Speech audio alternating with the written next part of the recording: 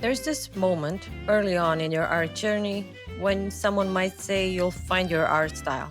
Like it's something waiting for you in the future, a hidden treasure chest buried under hours of drawing, just waiting to be discovered. But time passes, you draw and draw, and that one clear defining art style doesn't appear. And instead of motivation, that phrase starts to feel like pressure. Like you're missing some big secret code every other artist seems to have already figured out. So, today, join me on a quest to become a better artist and let's talk about art style. That is a destination, but it's something far more personal and far less final. I recently watched the show K pop Demon Hunters and fell in love with the story, the characters, and the amazing animation. So, as you can see, I decided to draw fan art of Rumi. If you'd like to have some fun with it as well, I've added a link to my coffee page below where you can download the free digital file. Feel free to tag me in anything you create. I'd love to see it. Art style, in the most basic sense, is the way you make marks, the way you depict shapes, the decisions you naturally gravitate toward, but it's also so much more than that. It's the sum of your influences, your tastes, your limitations, your experiments, and your life experiences.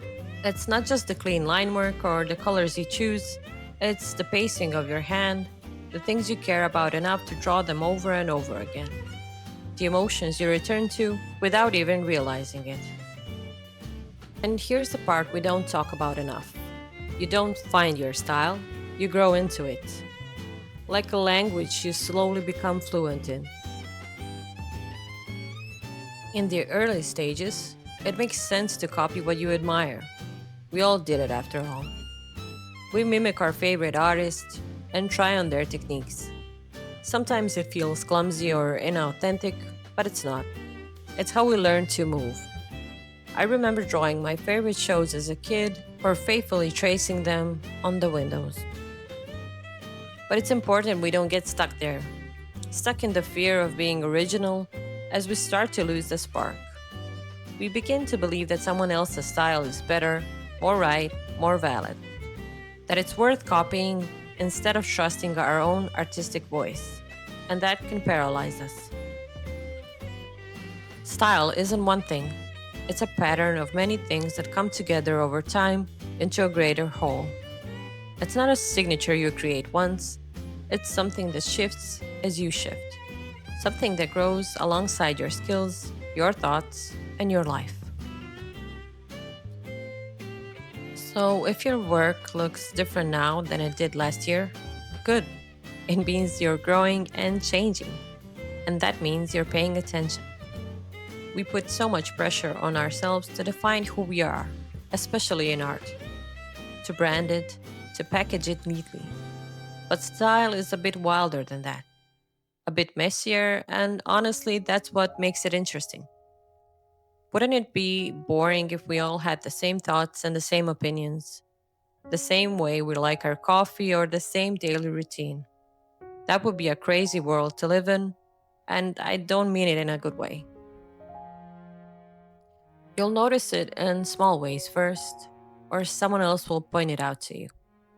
It's the way you draw noses, the way you blend color, the details you obsess over, and the ones you always simplify, the things you choose to exaggerate, or the themes you always enjoy depicting.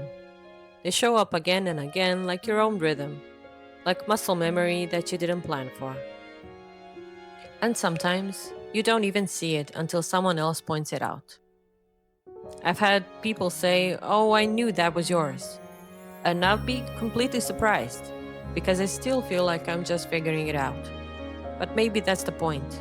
Style isn't a conclusion, it's a process you're always in the middle of. It's also important to talk about the pressure to be unique. In this hyper connected world, we're constantly surrounded by incredible artists, endless inspiration, and algorithm driven expectations. And it can make you feel like you need to stand out, like your work has to be different enough to matter. But the irony is, chasing uniqueness often leads to imitation. When we're desperate to be original, we overcorrect. We start building from the outside in, constructing an image of style instead of allowing it to emerge from within. Real style isn't about being different on purpose, it's about being honest, and it's about staying true to yourself. It's the result of repeatedly asking, what do I enjoy? What do I notice? What feels good to draw? What makes me zone out and spend hours doing it so effortlessly? The more you listen to those answers, the more your style takes shape. Style is the residue of your choices. And I love that because it means you don't have to force anything. You don't have to sit down and invent a style. You just need to keep making decisions, keep drawing, and keep noticing what pulls you in. It builds quietly through hundreds of tiny preferences, through habits, and through mistakes you end up liking and leaving in your pieces. And eventually, those, let's call them mistakes, become recognizable, not because you aimed for it, but because you stayed with yourself long enough to let them show. It's also okay to borrow from many. In fact, I believe it's necessary. Borrowing isn't stealing, it's participating. What matters most is what you do with it, how you digest it, how you reshape it through your own lens. Remember, no one sees exactly what you see. No one processes the world in quite the same way. That perspective is where your style grows from, not from avoiding influence, but from layering it with your own point of view. Try doing what's called a master study. Take a drawing from your favorite artist and try to replicate it. No tracing involved. Pay attention to the shapes, which ones are exaggerated and why. What kind of an emotion does the artwork invoke? Break it down to the littlest of details. I promise you, if you do so with dozens of artworks, you'll not only learn so much, but you'll see what you're naturally drawn to. And of course, it's okay to post a master study online, giving proper credit to the original artist. And let's be real, sometimes style feels like a box. You hit on something that people recognize and respond to, and then suddenly there's pressure to keep doing it the same way, to maintain the brand, so to speak, to stay consistent. So you draw the same thing you always have, not because you enjoy it anymore, but because it's expected from you. Remember, as you change, your style is allowed to change with you. You're allowed to grow out of a certain technique or a certain theme. You're allowed to experiment, and you should be free to get out of your comfort zone. Not everything you make has to be portfolio worthy, and not everything needs to get thousands of likes. Some things are meant to teach you and make you grow in subtle ways. What if we stopped treating style like a finish line and started treating it like a journey?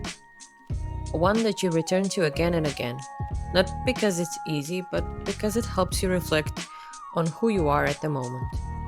One that forgives inconsistencies, one that grows with your hand, that follows you into the new seasons of your life. That kind of style isn't rigid, and it shouldn't be. It's ever evolving, but always yours.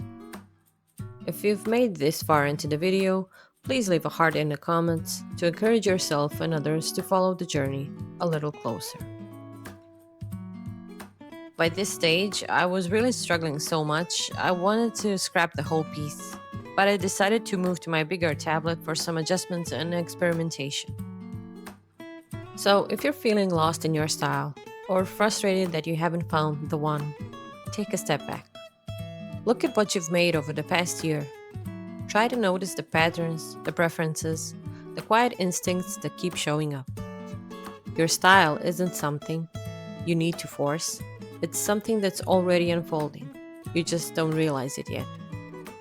Every sketch adds to it, every risk you take expands it, and every time you follow your curiosity, you're feeding it.